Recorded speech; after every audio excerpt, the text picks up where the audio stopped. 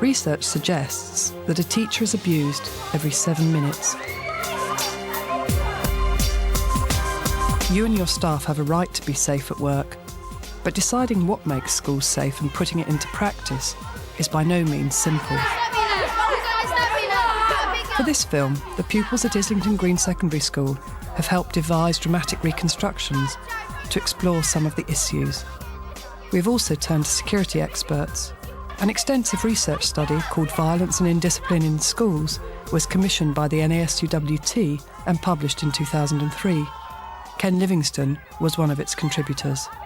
It's really a management issue, that a lot of schools weren't really geared up in terms of the policies, the plans, the procedures for dealing with incidents of violence, and so things were rather managed on an ad hoc basis. Teachers and heads weren't really getting the support, the training, the development that they needed to tackle the problem. What we were advocating from the findings is that it needs to be a joined-up approach. Everyone needs to be involved, from council down, right through to pupils and parents themselves. Islington Green School have adopted a proactive, joined-up approach to safety. This scenario that we acted out in the technology classroom wouldn't really take place at Islington Green anymore, because the culture shift of behaviour and attitudes and relationships with staff and students has really developed. Maybe when I first came here 5 years ago, maybe similar situations would have arisen, but through building positive relationships with the students, you know them so well that you don't feel threatened and you don't feel that there's that hostility between student and staff. In 1997, Islington Green School in London, with a typically challenging inner-city catchment, was put into special measures. The Ofsted report of 97 claimed the pupils ruled the corridors, and on a roll of 1,000 students, over 300 were excluded. The staff and students have effected a significant turnaround under the leadership of head teacher Trevor Revere Beeson. I think the way in which I've found the need to manage security at Islington Green is probably not the image that you have of kind of high fences and barbed wire and CCTV, although we have some of those and CCTV is important. But it's actually all about relationships, and it's all about people feeling comfortable and people feeling secure. So instead of coming to a school and feeling it's Fort Knox and it's a prison and all of that institutionalised kind of environment that schools can have, make it open, make it welcoming, but be sensible in terms of the access to the school. The hard security measures present in many school environments undoubtedly have their place in making schools feel safer. CCTV, gates, locks, access control, looking at how people use the school, who's entitled to be in their reception areas, all these type of measures which control people's access to staff, people's access to pupils. And it starts really by centering on the environment. Where is the school situated? Who's passing it by? Who uses the school? And from then designing measures which control access into it, movement through it. No one wants to see schools turned into fortresses. Teachers don't want it, head teachers don't want it, pupils and parents don't want it. That's why I stress that in addition to the hard physical security measures, the situational measures, you also need softer measures in place as well. I think the key issues that we've had to deal with and the things that we've had to put into place to make the school a calmer and safer institution are summed up really by our approach to positive discipline. You know the school rules, take your hat off, there's good luck. Yeah. First of all, that everybody knows what the rules are in the school, and they're very simple and very straightforward. You know, we realised that we didn't have any rules for student behaviour in the corridor and around the school, so we've got 5 very simple rules that everybody can understand. Islington Green have found that clear, simple rules make it much easier for staff to state policy and get results. It is about the simplicity, it's about shouting less, it's about asking fewer questions, and about when you're walking down a corridor and you say, why are you late? The kid's going to come back with, I'm late because I had a long breakfast and this and this, and it's actually saying, no, you're late, get to class, you know you shouldn't be late, and the students normally, yes, sorry miss. There aren't really many major rules as such. They're kind of like the obvious rules, like, you know, put your hand up, no running kind of thing. Yeah. But a lot of people tend to just respect that now. The rules are there for a reason, and providing they're clear, young people can actually, buy into them. They know that they're there. For instance, like having the gate shut at particular times, they appreciate the fact that this isn't actually to keep them in, it's actually to make sure that people outside don't come wandering in, because there is a risk of that. If you stick to the rules, everyone's okay, aren't they, really? In risk assessing for staff safety, security experts emphasise the importance of knowing where violent incidents are likely to occur. We undertook some research with a number of different schools, trying to pin down where incidents occur. And what we discovered is that normally incidents occur in flashpoints based around disciplinary encounters. So if a teacher has to discipline a pupil, first of all in class, that's your first potential risk. But where a violent or verbal incident is most likely to occur is once they've taken them outside into the corridor.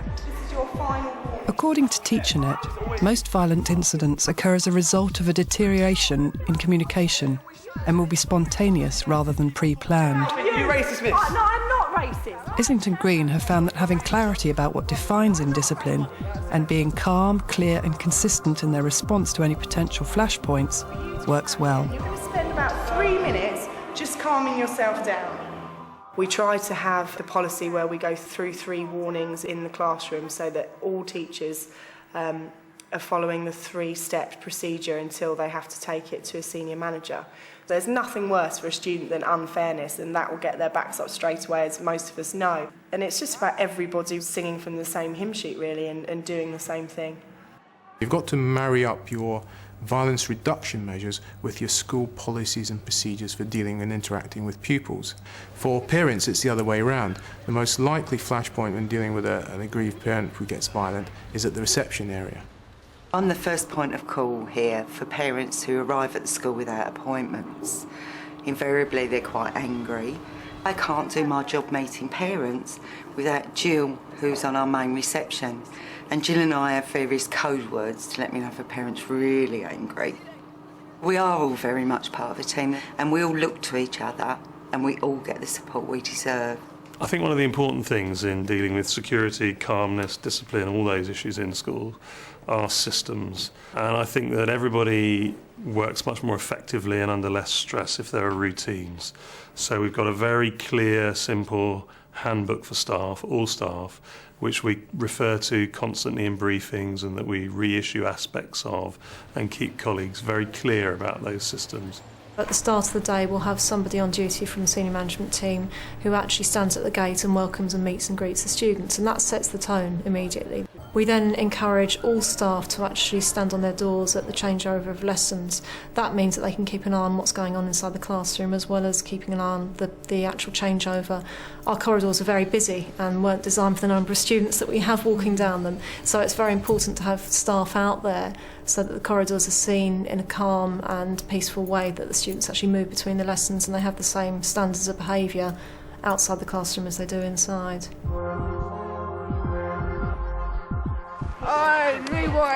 No matter how many violence reduction measures schools have in place, major incidents will still occur.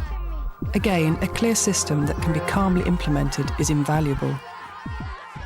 If there's a major incident, what we don't want to do is raise the temperature even more. For instance, if there has been an incident of rushing or there's a fight that's going on, and we are realistic these things do happen from time to time, but we don't then want to alert the whole school and the local area to what's going on. We've come up with a very simple code for senior managers to actually contact one of the PAs at the school. When all the senior management team hear that, they know immediately there's been a serious incident and they'll go straight downstairs to speak to the PA, and then obviously we can deal with that. So there are lots of calming things that we can do there. I think one major issue was about training staff as well, and all staff, not just teachers, but teacher assistants and clerical staff, in methods of being calm and assertive with youngsters, getting your needs met, but without, in effect, losing your temper. Because when you shout at a youngster, there's every chance they'll shout back. If there was a violent incident, I wouldn't wade in for one and put myself at risk. I wouldn't expect another student to step in and try and stop that from happening, particularly with instruments or knives or anything like that. I think it's really key to stay calm and to keep your voice at a calm level.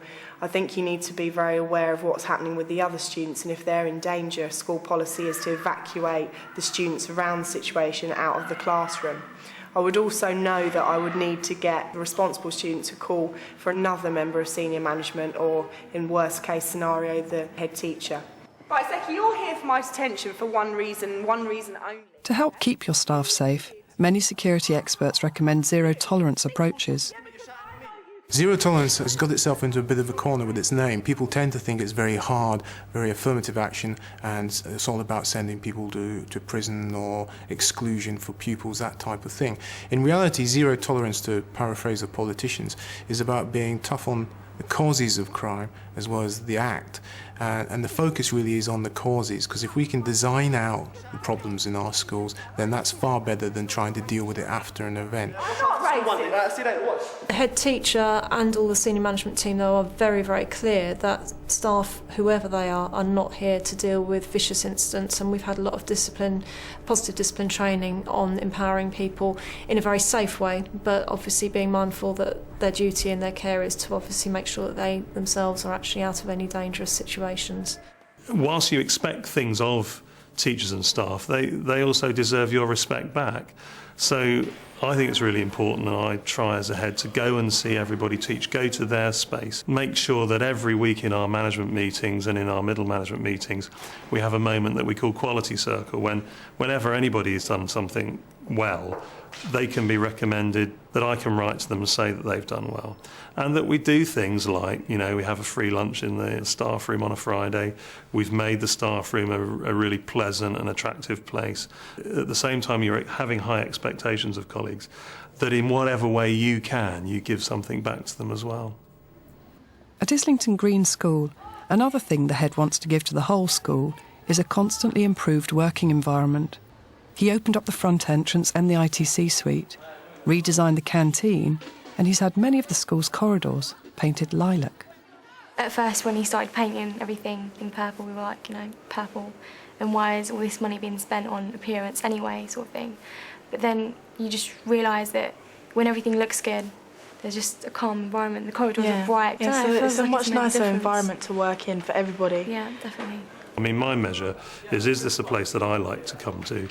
Is it a place that my own children would feel safe and secure in? And that's my goal, that it should be. And I think the youngsters in the school recognise that, along with the staff, and then we're working together to make the place a calm and secure institution. I think the core elements that have moved Islington Green forward are clear rules, using the positive discipline policies and theories from theorists like Cantor, and trying to instil a calm environment in the school, using things like painting the school lilac to calm the students down, as mad as it sounds. One thing that I would tell any headmaster is to paint their school a calm colour, because it does actually work.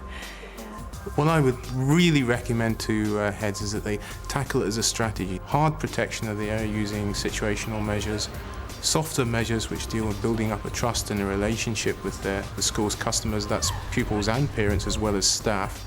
And then your last resource, how do you discipline individuals? Reward changes behaviour, sanctions only contain behaviour.